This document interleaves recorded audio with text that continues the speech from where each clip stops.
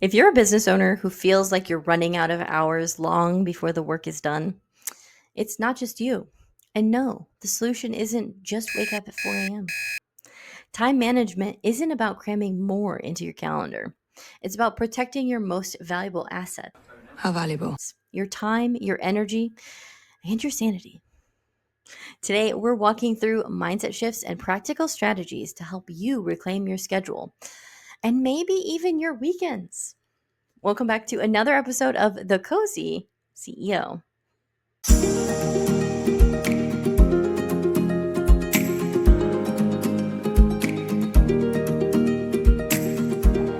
Well, hey there. I'm Kimberly Ferguson, CEO and founder of The Emerald Edge. I'm so happy that you're here. The Emerald Corner is a place where owning a business means building a life you love, not sacrificing one to hustle culture. Today, we're diving into time management, but not in the download this 37-step productivity system kind of way.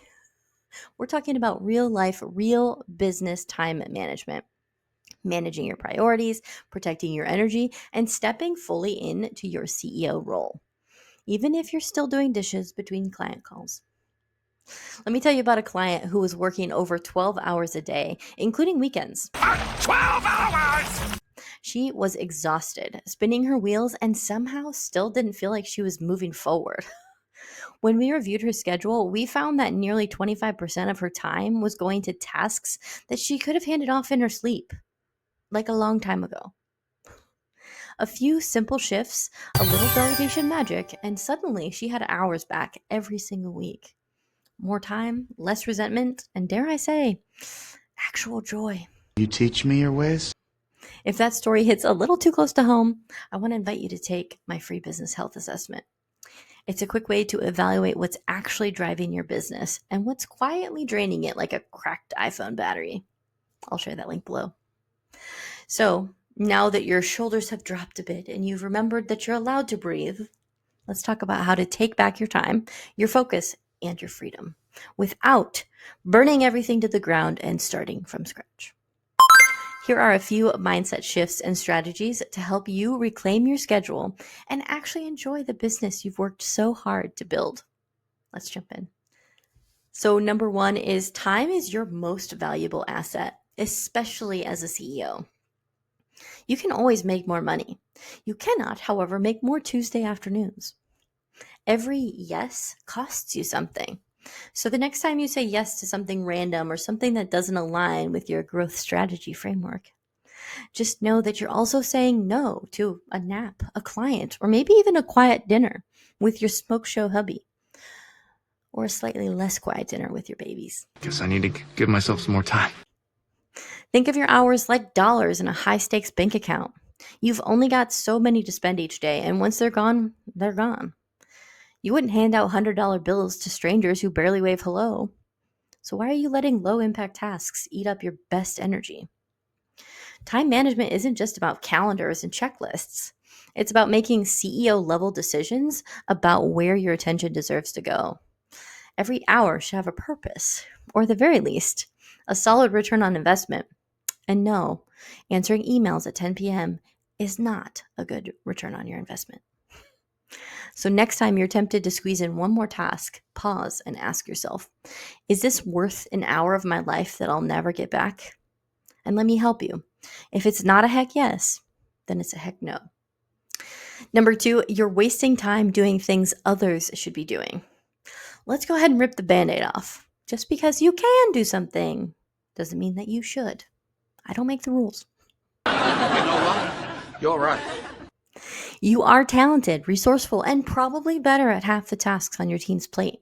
But that's not the point. If you're doing $15 an hour work as a CEO, you are literally paying yourself to stay small. Delegation is not defeat, it's growth strategy. And yet, so many business owners hold on tightly to every task like it's their toddler's favorite blanket. Whether it's editing blog posts, double checking invoices, or organizing Google Drive folders like a type A ninja, those things don't belong in your hands anymore. Your job is to build the machine, not be the machine. Hiring help isn't about laziness. It's about letting go of ego and finally getting out of your own way. The secret to scaling isn't doing more, it's doing less of what doesn't move the needle and empowering others to take it from there. So if your to-do list is longer than your client list, it's time to stop being your own bottleneck. Train your people, trust the process, and for the love of iced coffee, stop answering every customer service email you receive yourself. Trust the process. Okay, bye. A client of mine really struggled with this. He technically had an employee who was supposed to be taking things off of his to-do list. But more often than not, he'd look over and find her just sitting there, staring at the wall like she was waiting for some divine instruction, while he was over in the other corner working himself into early retirement. The thing that changed his life, and probably his adrenal glands, was creating an SOP for everything. And here's the best part. It doesn't have to be fancy, color-coded, or come with a degree in Six Sigma. If it's a computer task, there are apps that will literally record what you're doing and turn it into a step-by-step SOP with links and screenshots and all that good stuff. Or you can just hit screen record and narrate like you're hosting your own low-budget YouTube tutorial. It's wildly simple, and yet it had never crossed his mind. Once he started documenting processes and actually handing tasks off to his assistant, he cut his work time by 30%. 30%! That's not just time saving. That's sneaking a guilt-free afternoon nap energy. So if you're wondering where the gap is in your business or how to start making changes that actually move the needle, I've got a free business health assessment that will help you do exactly that. You'll get a score from 0 to 100 on the health of your business, and I give you actual steps to take to improve on those things. Links below. Go check it out, while your assistant is definitely not scrolling on Instagram. Number 3, not everything deserves a spot on your calendar. Here's a brutal truth about your calendar. If you don't prioritize your time, someone else will. And their priorities probably don't include protecting your peace or hitting your revenue goals. If everything is high priority, nothing is. When your to-do list reads like a CVS receipt, it's time to get strategic. Enter the Eisenhower Matrix, a simple tool that helps you distinguish between what's urgent and what's actually important. Spoiler alert, not everything marked ASAP truly is needed to be done ASAP. Well, it's not urgent, not urgent. The real magic happens when you start asking, does this actually need me? Or does this actually need to happen right now? Most of the time, the answer is no. And sometimes the answer is absolutely not. Remember, you are not a machine. You are the visionary. Your time belongs to activities that grow your business, light you up, or move you closer to freedom. Anything else? It's just noise disguised as productivity. Number 4, let's talk about batching and boundaries. Want to wreck your focus fast? Try switching tasks every 5 minutes. Or if you're a woman, every 5 seconds while managing 17 tabs and trying to remember if you defrosted the chicken. Spoiler alert, your brain hates that. And no, multitasking isn't a flex. It's a myth wrapped in a burnout burrito. Instead, try batching your tasks. Emails, group them. Client calls, stack them. Content creation, give it its own glorious uninterrupted spotlight. It's like meal prepping, but for your brain. You get more done in less time, with less stress, and fewer thoughts like, wait, what was I doing? But batching only works if you also protect those blocks. Enter boundaries. Set some boundaries. Boundaries, whoa. Set office hours. Turn off notifications. Tell your team, and possibly your family, when you're in work mode and when you're not to be disturbed unless something is on fire. Literally. Pro tip, if it can wait 30 minutes, it's not an emergency. And yes, that includes your Instagram reel. It will survive without you. Probably. You're lying. Boundaries aren't selfish. They're strategy. They keep your brain focused, your energy protected, and your calendar from turning into a dumpster fire of other people's priorities. Number 5, your calendar should reflect your goals. Let's play a little game.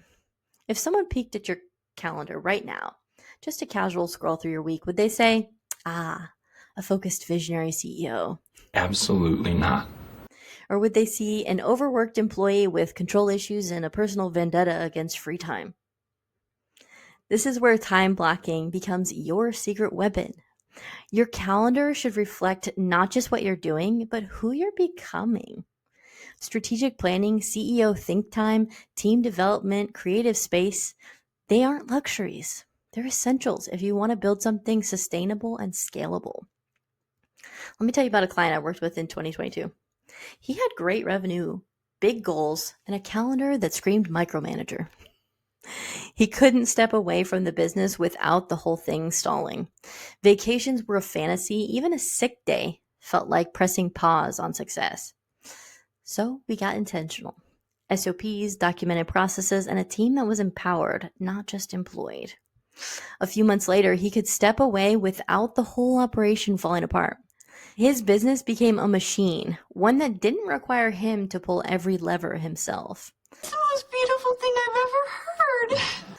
That's what happens when your calendar becomes a reflection of your vision instead of your survival mode.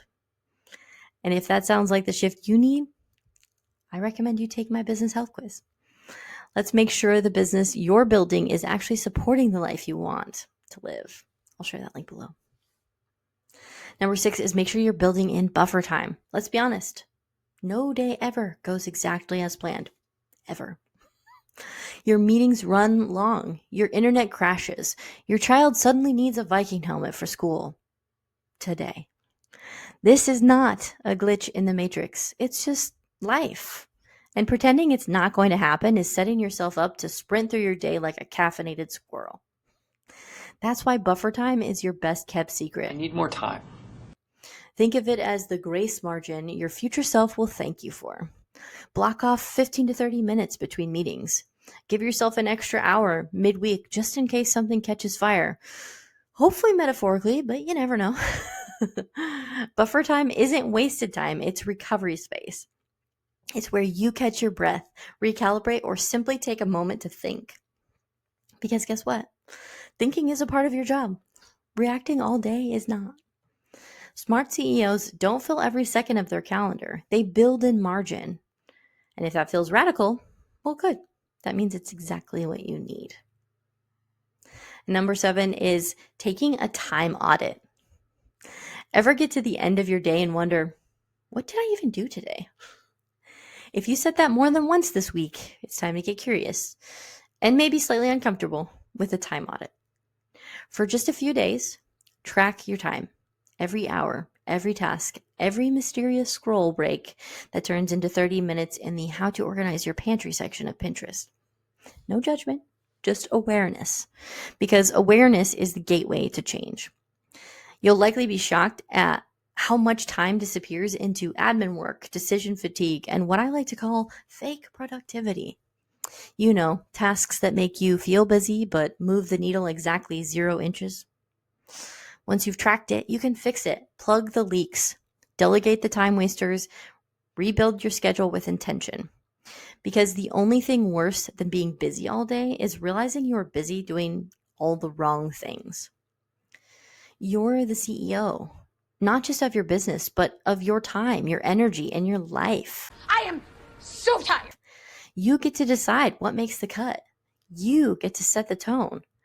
And when you stop letting your schedule boss you around and start shaping your days around what actually matters, well, that's when the magic happens.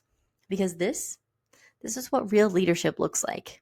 Boundaries, priorities, and the occasional deep breath between Zoom calls. Now I want to hear from you. What's the one thing you could take off your calendar this week? Or one boundary you've been avoiding, but deep down you know it's time to set? Drop it in the comments. We're building better habits together, one small shift at a time. And if you haven't taken that business health quiz yet, well, now's your moment. It's fast, it's free, and more insightful than your last 5 Instagram carousels combined. Link below. You got this. Well, thanks for spending part of your day here in the Emerald Corner, where strategy meets soul and coffee is basically a co-host. This is your reminder that you can build a business that fuels your life, not drains it. I hope you have a fantastic day, and I'll see you in my next video.